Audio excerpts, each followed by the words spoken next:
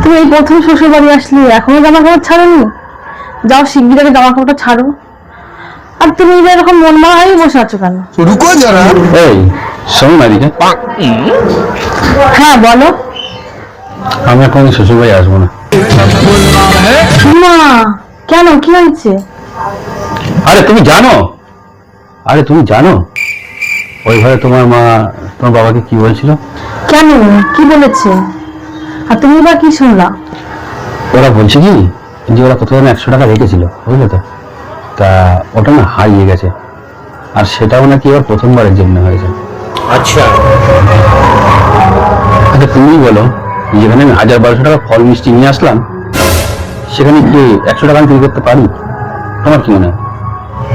আরে তুমি কিছু মনে করো না। আচ্ছা। তুমিও প্রথমবার এসছো, আর মারও প্রথমবার টাকাটা হারিয়েছে, আর মা ও বলতে চাইনি। মা বলেছে টাকাটা হয়তো তুমি। হ্যাঁ? না না, আরে না না, বসো বসো, তুমি বসো, আমি দেখছি। कैसे कैसे लोग रहते हैं यार यहाँ पर। साला तुमको पागल कुत्ते का गाड़ी